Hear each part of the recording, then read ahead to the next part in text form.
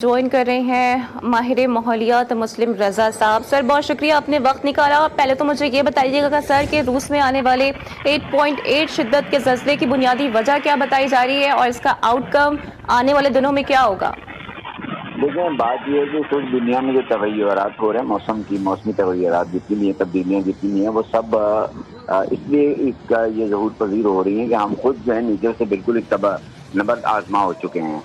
और जिस तरीके से इस वक्त जहाँ आप समझ लें कि वॉर्स हो रही हैं, एक हीट जनरेट हो रही है और बहुत से इसके कॉजेज़ ऐसे हैं जिसकी वजह से हम पहाड़ों को चॉप ऑफ कर रहे हैं, इक्विलिब्रियम के को हम आउट कर रहे हैं। दुनिया की जो सबसे खूबसूरत तरीन चीज़ है वो है तवाज़ुन, बैलेंस। अगर हम बैलेंस को हम में दखल अंदाजी जिस तरह बहुत ज़्यादा शुरू कर दिया हमने, तो अब ये तमाम नेचर कैलेमिटीज़ हैं, इनका रूनुमा होना कोई ऐसा कोई अजूबे वाली बात नहीं है। अब इसमें नेचुरली इसका जो रेक्टर स्केल में इसका कि जो है 8.7 मैग्नीट्यूड का है ये, और ये नेचुरली ज़्यादा है, काफ़ी ज़्यादा है। और इसकी जो आप समझ लें कि रिपरकशन है, it can be a very severe sort of repercussion. अब इसमें यह है कि चूँकि ये आप समझ लें कि इसमें पैसिफिक ओशन से, अब इसमें समझ लें कि जापान है, अलास्का हो गया, हवाई हो गया, ये तमाम जो खिते हैं, ये तो हमेशा से हाई इसके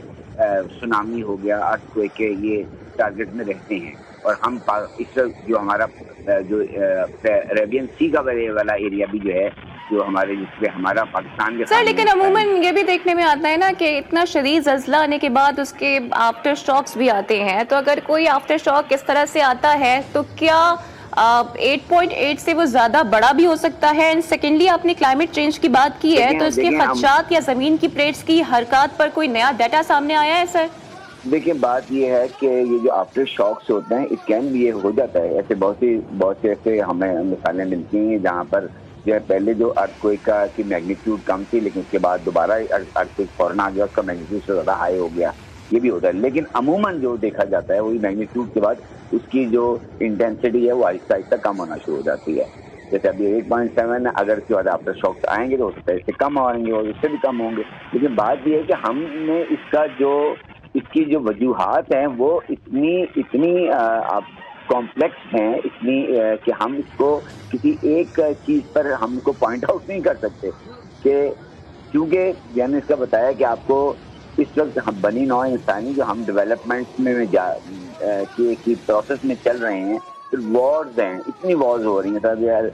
यूक्रेन वॉर हो रही है, तो कितनी हीट जनरेट हो रही है, वहाँ मिसाइल चल रहे हैं, उधर फिर मिसाइल चल रहे हैं, तो ये पूरा अच्छा सर, लेकिन हम ये देखें तो इस जो क्लाइमेट है, इसके बहुत सारे ममालिक अब इसका शिकार हो रहे हैं। पाकिस्तान भी एक ऐसा कंट्री है जो कि क्लाइमेट चेंज से बहुत ज़्यादा मुतासिर हो रहा है। तो साउथ एशियन रीजन के हवाले से सर आप क्या बताएंगे? खासकर हम ये देख रहे हैं कि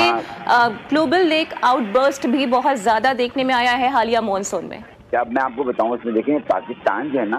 वैसे तो हमारा कार्बन इमिशन 1% है, सब लोग जानते हैं इसमें, लेकिन मसला सिर्फ ये हुआ है कि चूँकि दुनिया में जो ज़्यादा आप समझ लें कि एनवायरनमेंट को ख़राब करने वाले जो मुल्क हैं वो सारे तरक्की याफ्ता मुल्क हैं, लेकिन उसका इम्पैक्ट पाकिस्तान में इसलिए पड़ रहा है कि हम गरीब मुल्क हैं बेसिकली, और हमारे पास वो रिसोर्सेज मौजूद नहीं हैं, और हम दुनिया की 10 ममालिक के ये की लिस्ट में आ गए हैं जो मोस्ट पोल्यूटेड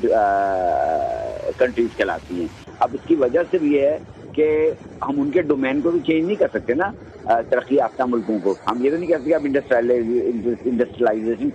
आप ख़त्म कर दें अपने यहाँ से, आप अपने कार्बन इमिशन बिल्कुल ख़त्म कर दें, आप अपनी तमाम कारों को। अच्छा मुस्लिम रज़ा साहब, बस वक्त की किल्लत का सामना है, बस आपसे ये जानना चाहूँगी, खासकर जो ये पेरिस एग्रीमेंट है और जो COP 28 और 30 अब अमूमन होने वाली है, आप क्या समझते हैं ये कितनी इफेक्टिव है क्लाइमेट चेंज के एतबार से? ये बहुत इफेक्टिव है, लेकिन मतलब सिर्फ ये कि इस पर इतना काम नहीं हुआ। आपको पता है कि पहले उसको वीटो कर दिया था अमेरिका ने,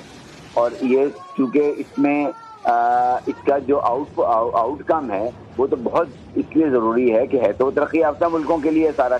लेकिन हम क्योंकि बैकवर्ड कंट्रीज हैं उसका रिपरकशन हमसे ज़्यादा आ रहा है। लेकिन बिल्कुल इसमें जो चीज़ें डिसाइड की गई हैं कि किस तरह हम अपनी कार्बन इमिशन को कम करना है, उसके लिए क्या कौन से मेजर्स लेने, ये सारे हैं तो पॉजिटिव। लेकिन अब बात ये है कि इस पर किस हद तक इस पर कार्बन काम होगा। अगर इसका प्रैक्टिकल इसको एक नेक नियति के साथ तमाम तरक्की याफ्ता मुल्क اس پر کام کریں گے تو ہم اس پر کس حد تک قابو پا سکتے ہیں، ورنہ تو یہ ہے کہ کوئی کاغذوں میں تو سب چیزیں چلتی رہتی ہیں۔ لیکن ڈیولپ کنٹریز کی بھی بہت بڑی رسپانسبلٹی ہے کہ وہ ڈیولپنگ کنٹریز کو مدد کریں in the form of money and technology as well.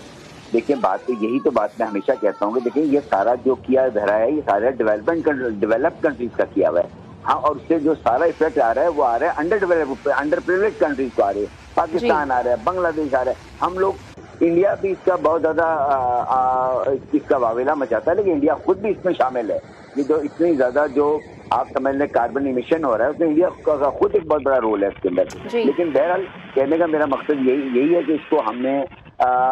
We are hoping for the best what we can do, یہ ہم اس حد تک جا سکتے ہیں جہاں تک ہمارا ڈومین ہے، اور اسی معاملات میں یہ کہتا ہوں کہ ہمیشہ کیونکہ آپ اس کو میکرو لیول پہ تو ہم کچھ کر ہی نہیں سکتے، پاکستان کیسے کریں گے، تو میں کہتا ہوں مائکرو لیول پہ کریں، ہر انسان انڈیویجول اپنا کام کرے، درختوں کی پلانٹیشن شروع کر دے، درخت لگانا شروع کر دے تاکہ انوائرمنٹ تو کول ڈاؤن ہو نا، جب انوائرمنٹ کی جب آپ کی حدت بڑھے گی ایٹماسفیئر میں تو یہ سب ٹھیک ہے sir, now it's a high time for Pakistan to think about this as well. ماہر ماحولیات مسلم رضا صاحب ہمارے ساتھ موجود تھے۔ سر بہت شکریہ آپ کے وقت اور تجزیے کے لیے۔